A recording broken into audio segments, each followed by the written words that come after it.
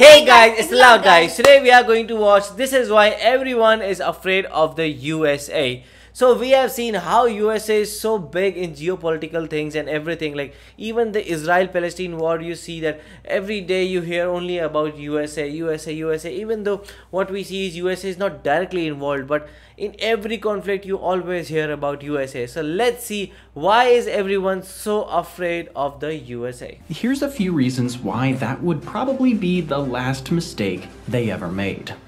Reason number one.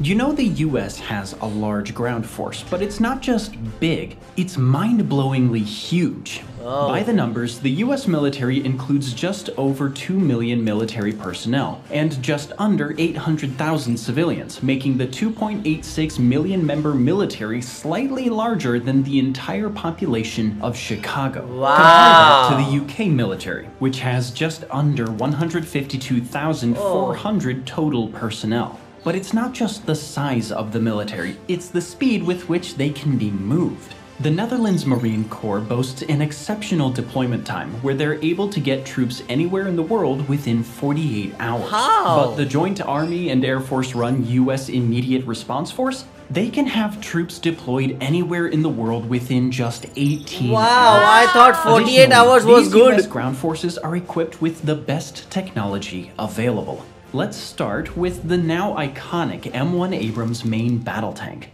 In service since the 1980s, the M1 Abrams has undergone several upgrades to ensure it remains one of the most formidable tanks in the world. And that's precisely what this tank is.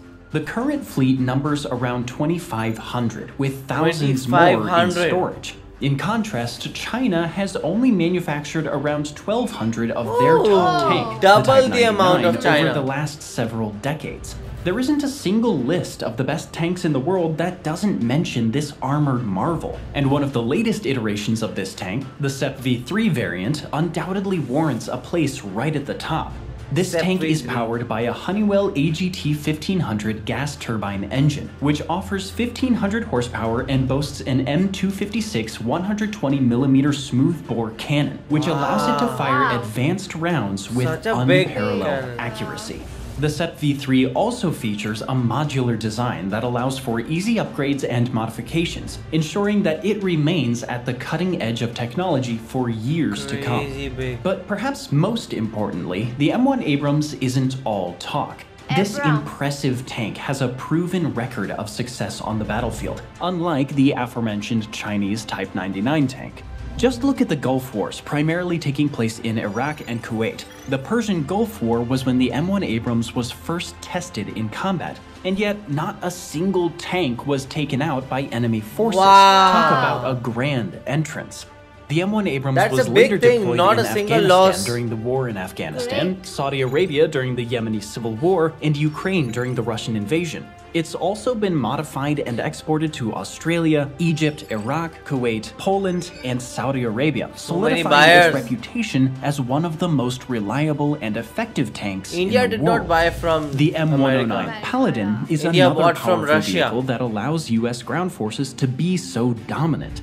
Now, this vehicle might look like a tank at first glance, but it's actually a self-propelled howitzer designed for long-range artillery support. The self-propelled part comes from a 4-man crew inside the vehicle that chooses the targets and fires the howitzer without the need for external equipment. This means that the M109 Paladin can quickly respond to changing battlefield conditions and provide rapid and accurate fire support to ground troops. Due to how quickly its semi-automatic system fires away, and the sheer mobility of the vehicle, once an assault begins, it can hardly be stopped. The M109 had its combat debut in Vietnam. Since then, it's been used by several armies in multiple high-stakes conflicts, such as the Yom Kippur War in the Sinai Peninsula and the Golan Heights, the Persian Gulf War in Iraq, Kuwait, and areas on Saudi Arabia's borders, and the Iraq War in, you'll never guess, Iraq. In each of these conflicts, the US was able to better understand and improve upon the design of the vehicle, experience that other countries such as the Chinese don't have with their own vehicles. Hang on for a second though. If you think the US ground forces vehicles are impressive, Just wait until you see the kind of firepower the US ground troops wield directly. After all, they're the ones who often have to face the enemy up close and personal. One mainstay is the M240 machine gun. This formidable belt-fed, gas-operated medium machine gun can be mounted on aircraft and vessels as well, capable of firing up to 950 rounds per minute. Doing the math, that's nearly 16 rounds per second. Compare that with the Russian PKM, which is able to fire 800 rounds per minute, or just over 13 rounds a second. Therefore, it's easy to see how it can be effective against both personnel and light vehicles, making it a versatile choice for taking out any enemy. Its earliest uses were during the US invasion of Grenada, aka Operation Urgent Fury, and the invasion of Panama, or Operation Just Cause. If you're looking for something similar in firepower but more capable of being carried around by an individual soldier, look no further than the M249 Squad Automatic Weapon, or SAW. Though initially designed in Belgium, the US ended up manufacturing its own version of this powerful light machine gun. With this weapon, you could get a range up to 11,800 feet. You could also get a high rate of fire, typically around 800 rounds per minute. That is too much. Given how reliable this weapon is, it shouldn't be surprising that it's been used all over the world, including Bosnia, Somalia, and Ukraine. And while machine guns often get the spotlight, this explosive asset is an indispensable part of any soldier's kit, the M67 fragmentation hand grenade. The M67 is undoubtedly one of the deadliest tools wielded by the US ground forces. This grenade has one goal: to inflict maximum damage. The M67 has a lethal radius of about 16 feet, but can cause casualties up to 50 feet away, while dispersing fragments as far as 750 feet. So, when the pin is pulled and the safety lever released, you better find cover fast. The reliability of this grenade is proven by its long time in the service, as it was introduced first in the 1960s. Though the sheer amount of devastation its ground forces can cause is reason enough to avoid any conflict with the US, we're just getting started. This is merely the first reason why you shouldn't mess with the US, and the next 9 are even more staggering. Reason number 2 takes us to the skies, where the strongest Air Force in the world awaits. The strongest in numbers, capability, and technology. Of course, the numbers are the most impressive part initially, as they give a quick insight into just how dominant the US is in the skies. If you look at the annual Global Firepower, or GFP ranking, which takes a by-the-numbers approach to ranking militaries around the world, everywhere ones across all Air Force categories. Number 1 in total fleet aircraft strength, with over 13,000 aircraft, including over 1,800 jets, about 900 attack-type aircraft, over 600 tanker aerial aircrafts, and a mind-boggling 5,700 helicopters. Not only that, the 13,000 aircraft is more than 3 times bigger than the second-place country, Russia, with only about 4,200 aircraft. And much like the ground forces, the technological quality of the US Air Force is truly something to behold. One example can be seen in the US's fleet of stealth aircraft, such as the Lockheed Martin F-22 Raptor. The first F-22 Raptor took flight on September 7, 1997 in Marietta, Georgia, following 6 years of development. This kind of aircraft is something other countries such as Russia could only dream of. Russia's response to the F-22 was their Su-57, first seen 21 years later in 2018, but the aircraft has seen limited time in combat, including the recent war in Ukraine. It's currently doubted how comparable the aircraft really is to the F-22. Which, by contrast, this technological marvel is renowned for its advanced stealth technology, supercruise capability, unparalleled maneuverability, and integrated avionics, earning it the title of the most dominant air fighter in the world. The F-22 is designed not to just defeat current threats, but to also counter emerging threats well into the future. In other words, you don't want to mess with this fighter jet now or ever. The same can be said for the next jewel in the US Air Force's shiny crown, the Lockheed Martin F-35 Lightning II. It's very strong. This fighter jet is the most lethal, survivable, and connected fighter jet in the world. All characteristics that should make you want to avoid crossing paths with it at all costs. And this goes for both the air and the ground, since the F-35 is designed to excel in both air-to-air and air-to-ground combat. With its advanced stealth capabilities, integrated sensors, and unparalleled situational awareness, this aircraft is nothing short of a game-changer for the US, not to mention all the adversaries who dare to challenge it. So far, and nobody else has it, I think so. The job done for multiple US military branches on several heated battlefields. It was used by the Marine Corps against Taliban targets in Afghanistan, by the US Air Force against Islamic State targets in northern Iraq, by the US Navy in the Indo-Pacific. Basically, it's been used everywhere and has proven its effectiveness time and again. Another aircraft that sends the same message is the B-2 Spirit. This heavy strategic bomber, also known as the stealth bomber, features low observable stealth technology that allows it to penetrate even the densest, most sophisticated anti-aircraft defenses. Even when spotted, this bomber is exceptionally difficult to track, let alone strike down. This allows it to seamlessly carry out its mission, threatening the enemy's most valued and heavily defended targets. But it's very expensive, and only US can buy such things. 1999 in Serbia, formerly Yugoslavia, where it was responsible for destroying as many as 33% of all targets within the first 8 weeks of Operation Allied Force. Afterward, this bomber was deployed in Operation Enduring Freedom in Afghanistan, Operation Iraqi Freedom, and Operation Odyssey Dawn in Libya. Incredibly, this aircraft at times made 30-hour flights from Missouri to its target and back without even a scratch. As these operations have proven, the B-2 bomber can go just about anywhere, destroy its enemies, and disappear before they can even react.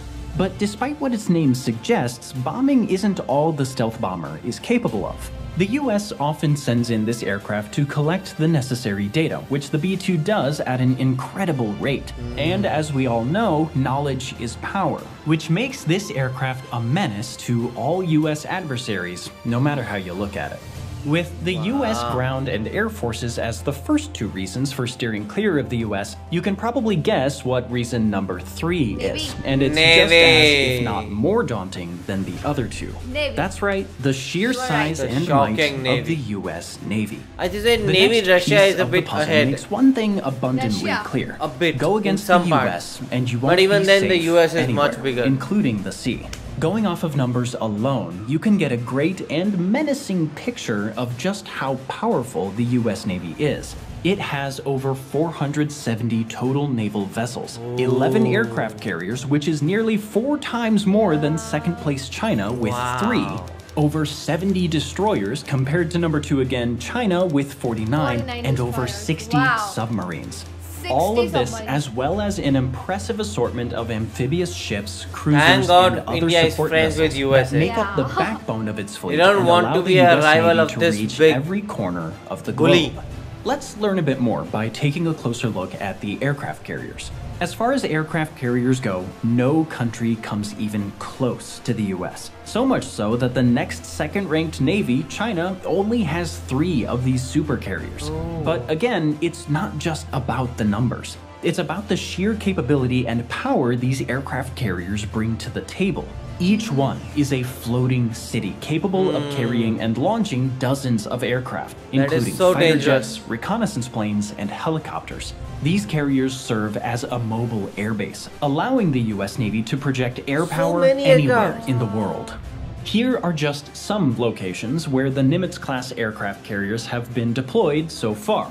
The Gulf of Sidra near Libya during the Freedom of Navigation exercise, the South Korean coast to provide security for the Olympic Games in Seoul, Southern Iraq during Operation Southern Watch, the Philippines during Operation Fiery Vigil, Somalia during Operation Restore Hope, the Persian Gulf during Operation Vigilant Sentinel, Bosnia and Herzegovina during Operation Decisive Endeavor, the Ionian Sea during Operation Allied Force, Indonesia during Operation Unified Assistance, and off the coast of Haiti during Operation Unified Response. It has been used a lot of times. When used in a combat scenario, these aircraft carriers are always deployed in so-called carrier strike groups. These battle groups usually consist of one aircraft carrier, at least one cruiser, one destroyer squadron with at least 2 destroyers or frigates, one carrier air wing of up to 70 aircraft, and 7,500 personnel in total. Carrier strike groups are virtually impenetrable, so the image of one of these groups sailing forward toward the target is enough to instill fear in any potential adversary. The US Navy maintains 9 carrier strike groups in total, 8 of which are based in the US, specifically California, Virginia, and Washington State. The US-based groups include Carrier Strike Groups 1, 3, and 9 based at the US Naval Base in San Diego in California, Carrier Strike Groups 2, 8, 10, and 12 based at the Naval Station Norfolk in Virginia, and Carrier Strike Group 11 based at the Naval Station Everett in Washington. All 3 sides covered. The only non-US based Very Carrier smart Strike from Group USA. is number 5, which is based at the Fleet Activities Yokosuka base in Japan. Carrier Strike Group 12 is led by USS Gerald R. Ford, the latest addition to the US Navy's mighty aircraft carrier fleet. As of 2024, this vessel is the world's largest aircraft carrier and the largest warship ever constructed. This mammoth of a vessel cost almost $13 billion to build and nearly $5 billion to research and develop, also making it the most expensive warship ever built. It's estimated that the largest Chinese carrier cost around $7 billion to make. But what, you might be asking, did all of these billions of dollars bring to the US Navy? Simply, the most technologically advanced warship ever built, featuring cutting-edge innovations that set a new standard for naval engineering. This includes the Electromagnetic Aircraft Launch System, or EMALS, which provides a more efficient, smooth, and reliable means of launching aircraft. Advanced Arresting Gear, or AAG, a state-of-the-art system designed to safely recover a wider variety of aircraft with reduced stress on airframes, and significant automation, reducing the crew size required for operation and maintenance. Finally, when discussing seagoing US technological models that prove that bigger is often better, we can't neglect the fleet of Ohio-class nuclear-powered submarines, aka the largest submarines ever built for the US Navy. These submarines single-handedly make the US a deadly threat to virtually any enemy at sea. How so? Well, for starters, they're incredibly stealthy. Basically, by the time the enemies spot them, it's already too late. Ohio-class submarines are also heavily armed, regardless of the model we're discussing.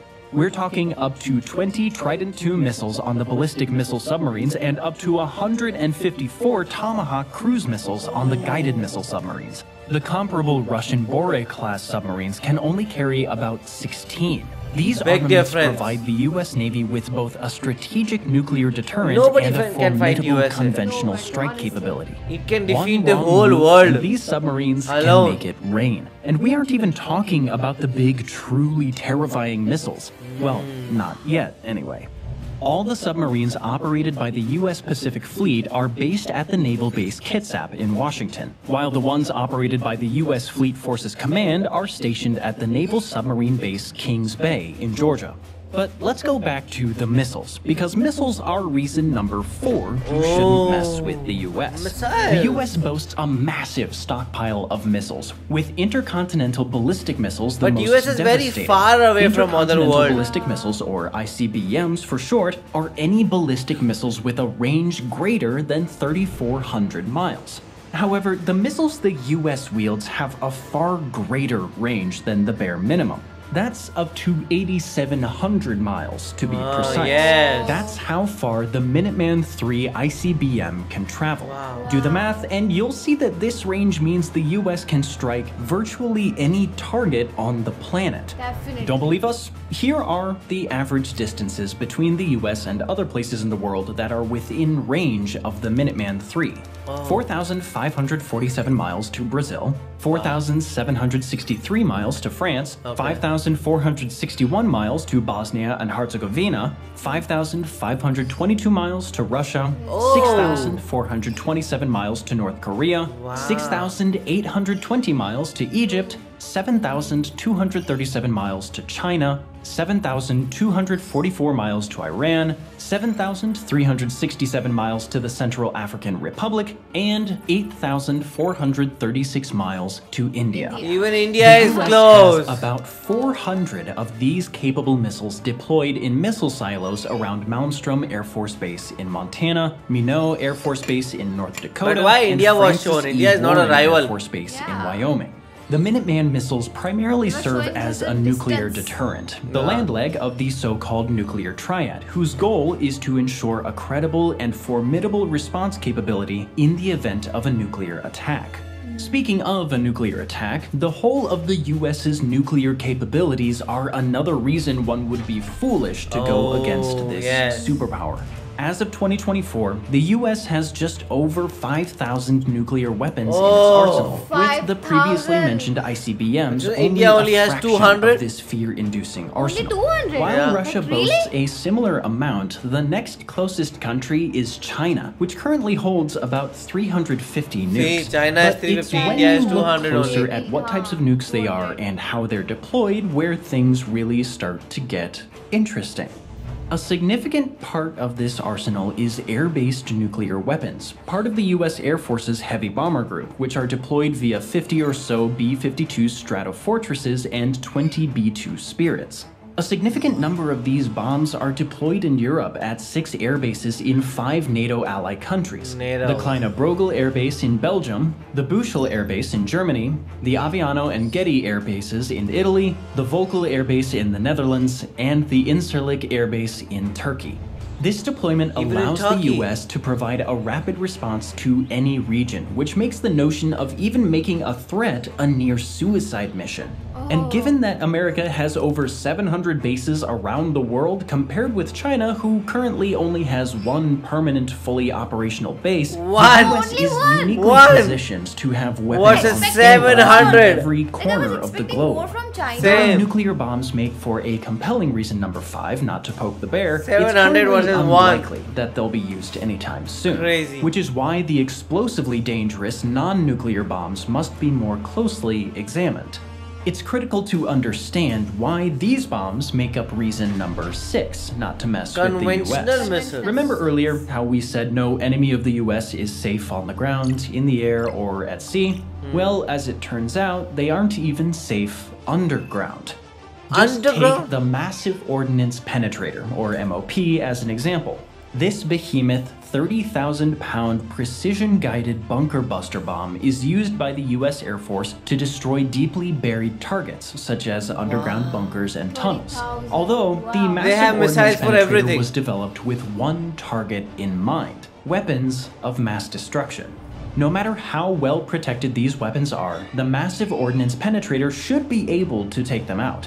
This particular weapon is often top of mind when debating a potential attack on deeply buried nuclear facilities in North Korea and Iran.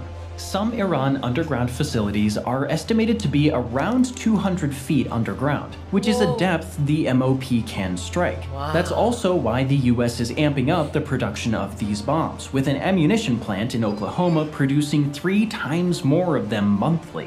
Of course, we can't talk about the most powerful non-nuclear bombs in the US's arsenal without mentioning the weapon aptly named the Mother of all bombs. But this bomb is far from nurturing. Here are a few specs to make its destructive power clearer. The GBU-43B Massive Ordnance Air Blast Bomb, or MOAB for short, is a 21,600-pound bomb designed to target large and entrenched military structures or to clear extensive minefields. It has a blast radius of up to 1 mile and a blast yield of 11 tons of TNT. Though this bomb can't penetrate the ground, it can destroy structures like caves and canyons, which made it highly effective in wars in Afghanistan and Iraq.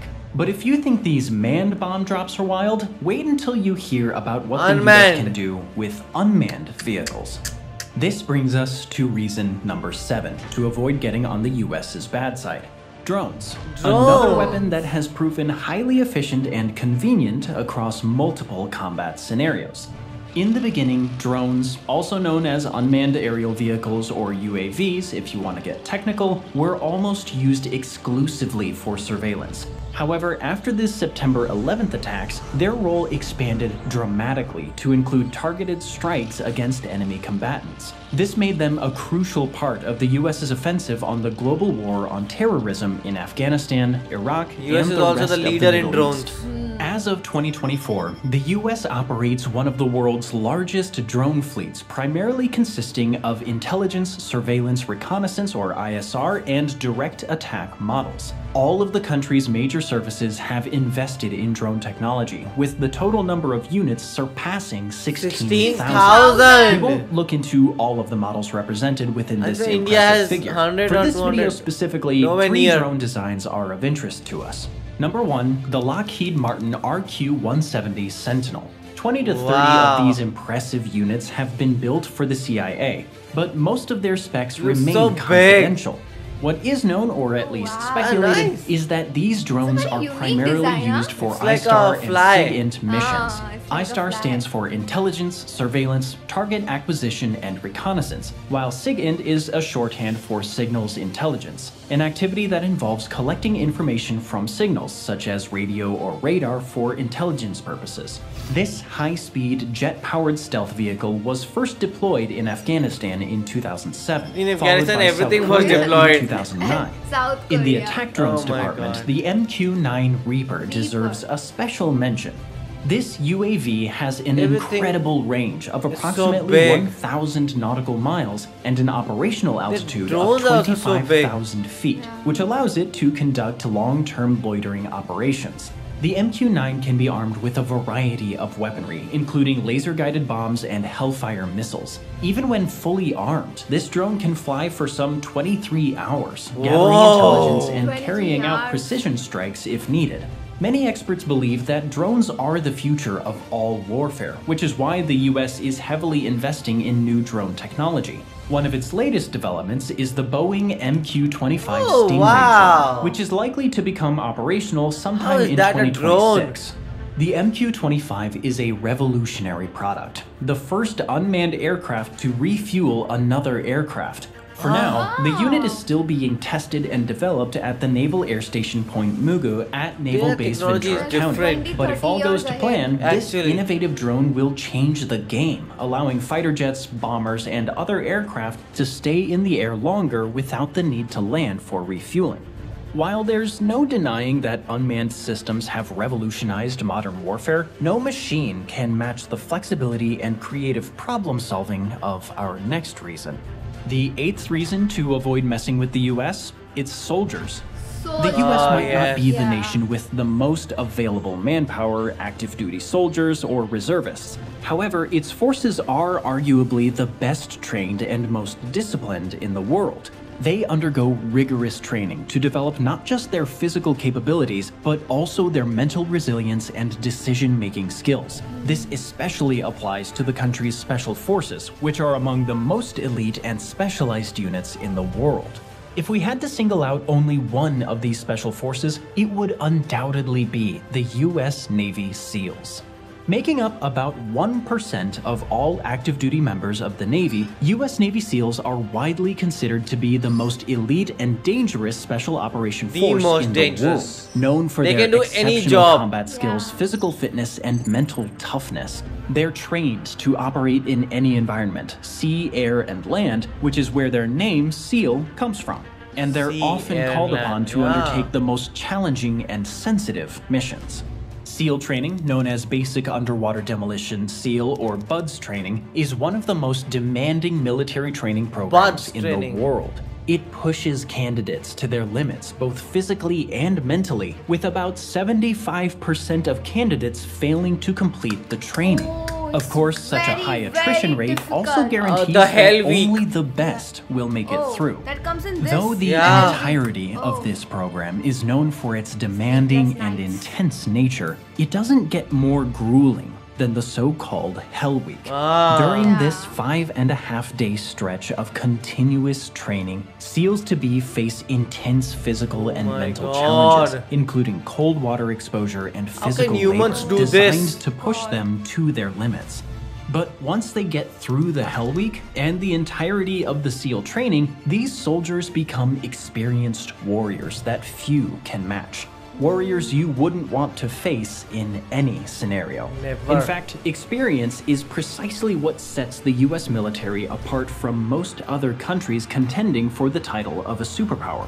The US military is not just powerful on paper. It has also been battle-tested in numerous conflicts and operations around the world, honing its military capabilities and proving its effectiveness time and time again. You'll soon see how America's experience absolutely changes the game. This leads us to reason number 9, why you should stay off of the US's radar.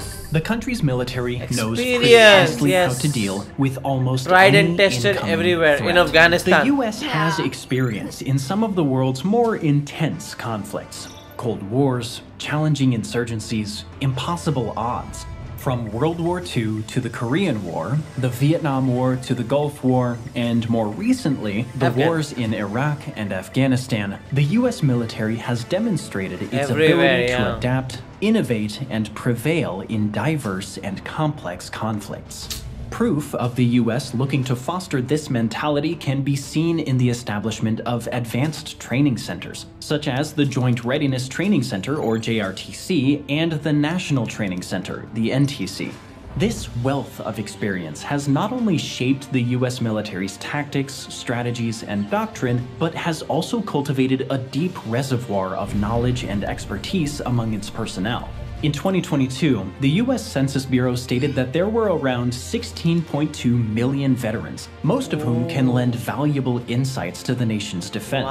The US military's veterans and active duty members carry this experience with them, ensuring that the lessons learned from past conflicts are applied to future challenges. So, when it comes to dealing with threats, both known and unforeseen, the US military's experience is a formidable advantage that should never be experience always matters. But do you know what else shouldn't be underestimated? All the weaponry, techniques, and tactics that the US has never made public. Let's face it, what we do know about these capabilities is a deterrent enough for anyone who doesn't have a death wish. Now imagine the unknown. The capabilities that have been developed and kept under and in that also they have mere experience. Thought should be enough to dissuade even the most daring of adversaries. In 2025 alone, the budget calls for $143.2 billion in research and evaluations. So that's why these classified weapons the US military could break out at any moment represent our 10th and final reason not to mess with the US. The classic and irreplaceable fear of the unknown. So, what do you say? So these were complete 10 reasons why everyone should be afraid, and everyone is afraid of the USA. And I think so I'm very thankful that India is a partner and not an enemy of USA, because like India used to be a very good friend of Russia before, because of which all our weapons, all our tanks, all our like mostly missiles are from Russia only. Very few weapons are from America, whereas Pakistan has bought a lot of weapons from America but not from Russia. But nowadays I've seen like, okay, we are starting to buy some things from America. So I think so, because America is too advanced, and the amount of money they spend on just research and development is crazy. $143 billion, that is much more than what we spend on the whole budget. So it's crazy. I'm honestly so scared. Like, I'm imagining if there is any world war. So I am thinking that India will be on the side of the USA, because we cannot, oppose it at the opposite team from the USA. And if we talk about all the weapons and all, apart from that also, I would like to talk about the soldiers that who are so dedicated towards their country. And the most good thing about America is they're like all set from everything. Like if there is someone is announcing like there is a war in 15 to 20 minutes, they're like all set. Actually, they are ready, and their readiness is very commendable, because 18 hours is nothing to go anywhere in the world. So what do you guys think about it? Do let us know in the comment section below. So do like, share, and Subscribe. bye.